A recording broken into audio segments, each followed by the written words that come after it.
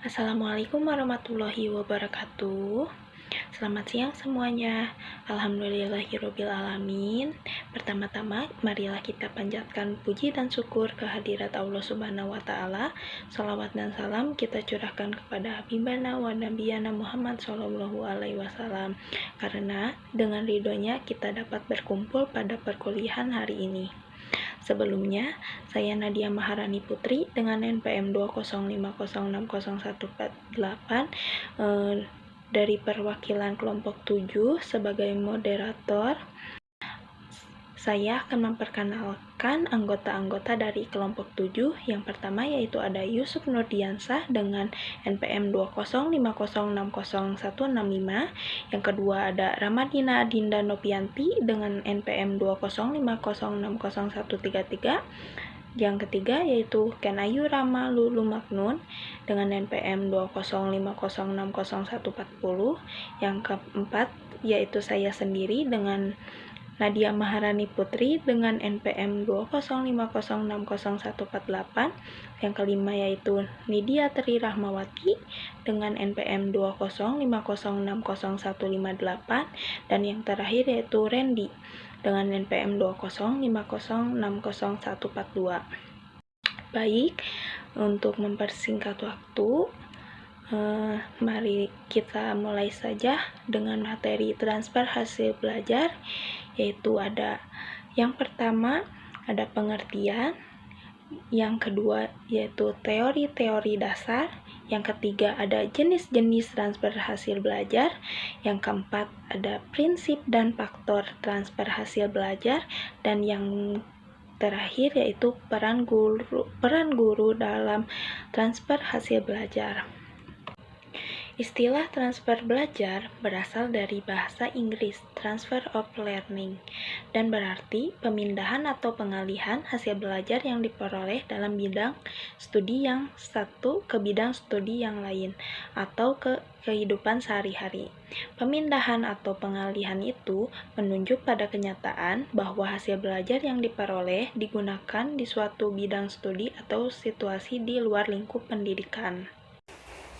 2. Teori-teori dasar.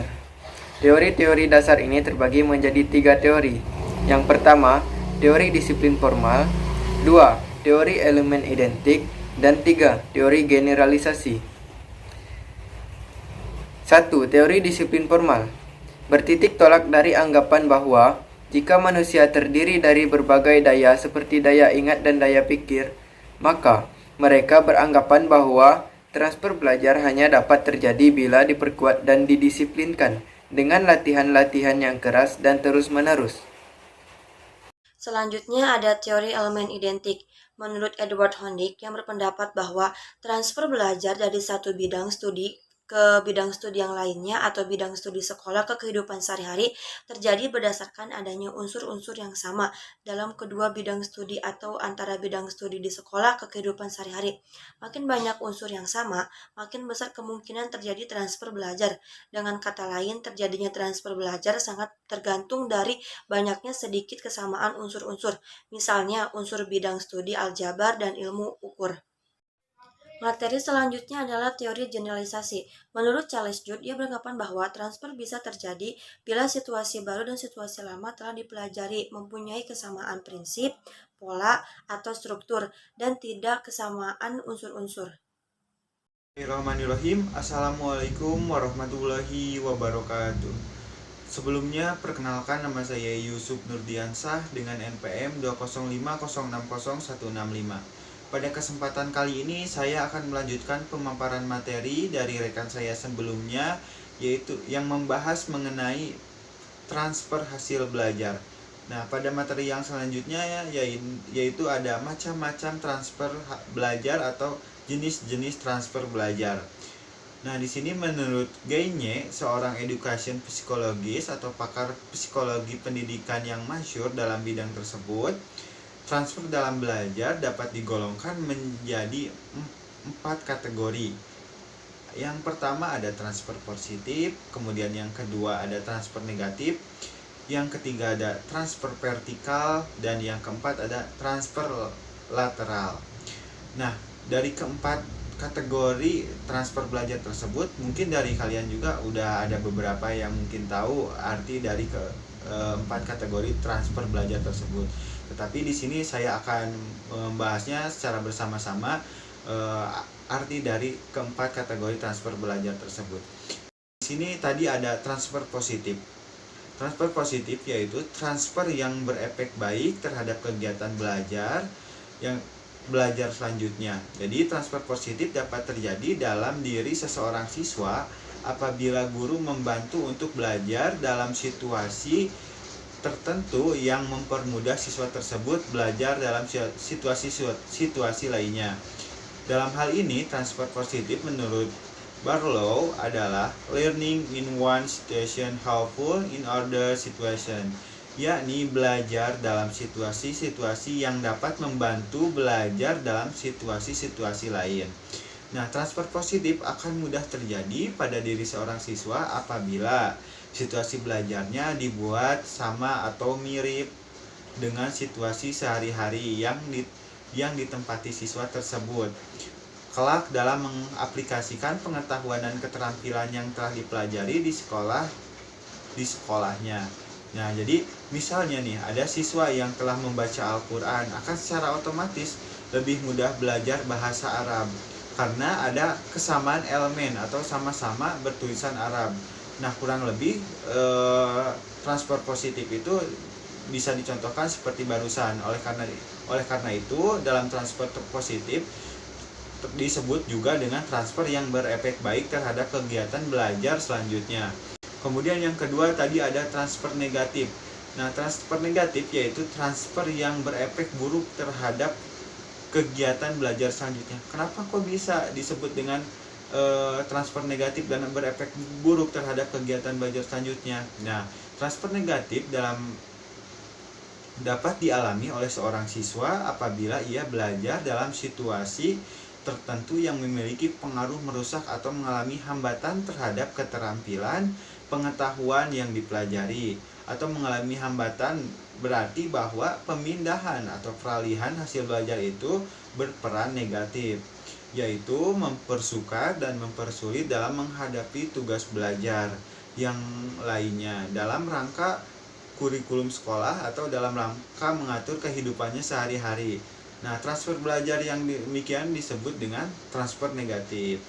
Nah, menghadapi kemungkinan terjadinya transfer negatif ini, yang penting bagi guru adalah menyadari dan sekaligus menghindari para siswanya dari situasi belajar tertentu yang diduga kerasa berpengaruh negatif terhadap kegiatan belajar para siswa tersebut pada masa yang akan datang. Nah, jadi peran guru di sini sangatlah penting. Jadi guru bisa memilah-milah apakah ini berperan negatif bagi siswanya di masa yang akan datang. Nah, di sini ada contohnya. Misalnya individu yang sudah terbiasa mengetik dengan menggunakan 2 jari, kalau belajar mengetik dengan 10 jari akan lebih banyak mengalami kesukaran daripada orang yang baru belajar mengetik. Artinya transfer negatif ini keterampilan yang sebelumnya sudah dimiliki menjadi hambatan belajar bagi keterampilan lainnya. Assalamualaikum warahmatullahi wabarakatuh. Perkenalkan, nama saya Kenayura Malul Maknun. Di sini saya akan menjelaskan tentang transfer vertikal. Jadi, transfer vertikal merupakan metode yang digunakan untuk menerangkan suatu kondisi di mana seseorang siswa dapat meningkatkan kemampuan belajarnya, terutama pada tugas sekolah yang kompleks dan rumit. Selanjutnya yaitu ada transfer lateral. Transfer lateral ini dapat terjadi dalam diri seorang siswa apabila ia mampu menggunakan materi yang telah dipelajarinya untuk mempelajari materi yang sama kerumitannya dalam situasi-situasi yang lain. Dalam hal ini, perubahan waktu dan tempat tidak mengurangi mutu hasil belajar siswa tersebut. Contohnya, misalnya seorang lulusan SIM yang telah menguasai teknologi X dari sekolahnya dapat menjalankan mesin tersebut di tempat kerjanya. Seperti itu. Terima kasih. Materi selanjutnya adalah prinsip-prinsip umum untuk memperoleh daya transfer belajar dan faktor-faktor yang berperan dalam transfer belajar.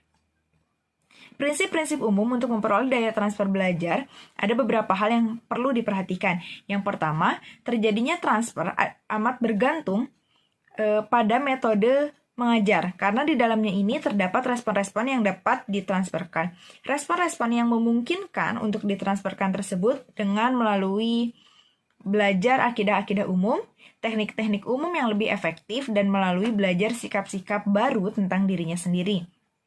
Maksud dari melalui belajar sikap-sikap baru tentang dirinya sendiri itu adalah mengembangkan kepercayaan diri, menyesuaikan diri, kemampuan mencoba, dan lain sebagainya. Yang kedua, atau yang selanjutnya, bahan pelajaran yang mempunyai nilai transfer yang tinggi itu merupakan bahan pelajaran yang ada sangkut pautnya atau ada kemiripannya dengan situasi luar sekolah. Akan tetapi, bahan pelajaran tersebut sudah disusun dan mengandung pengertian-pengertian umum sehingga ditransfer pada situasi-situasi yang akan datang.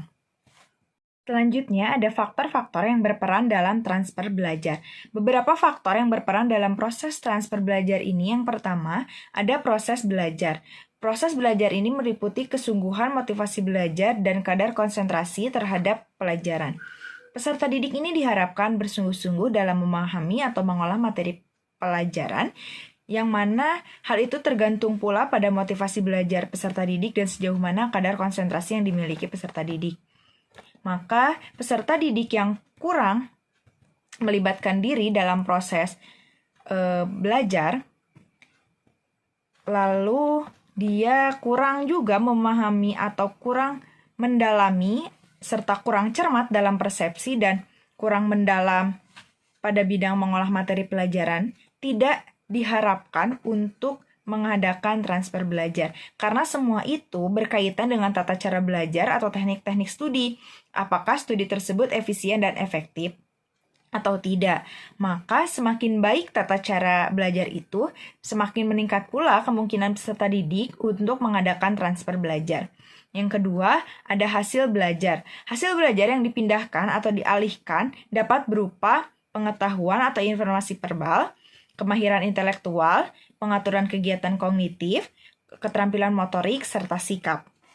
Hasil belajar yang lama dapat memudahkan untuk menerima stimulus yang baru. Jadi, baik atau tidaknya, sedikit atau banyaknya hasil belajar yang diperoleh sebelumnya, itu dapat mempengaruhi transfer belajar atau proses belajar selanjutnya. Yang ketiga, ada bahan atau materi bidang-bidang studi. Bahan materi dalam bidang studi, metode atau prosedur kerja yang diikuti, dan sikap yang dibutuhkan dalam bidang studi. Transfer belajar ini mengendalikan adanya kesamaan, maka kesamaan antara daerah atau bidang studi atau antara bidang studi dan kehidupan sehari-hari itu secara nyata harus ada. Adanya kesamaan juga meliputi taraf intelijensi, minat, serta perhatian. Yang keempat, faktor-faktor subjektivitas pada siswa, pada pihak siswa.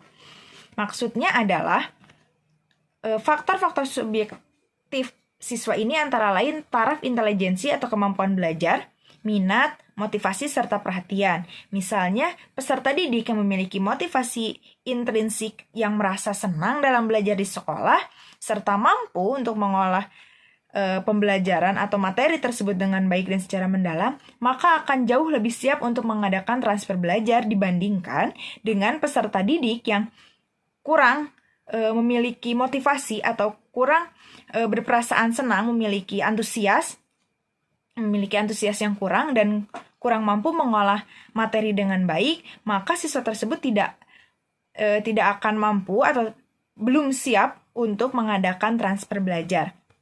Yang selanjutnya ada sikap dan usaha guru.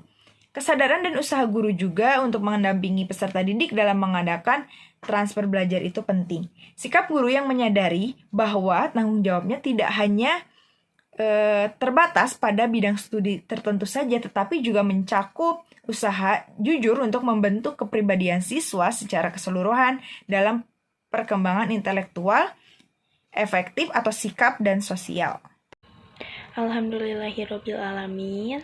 Sekian video presentasi dari kelompok kami, kurang dan lebihnya mohon dimaafkan. Jika ada yang ingin bertanya, dipersilahkan. Wassalamualaikum warahmatullahi wabarakatuh.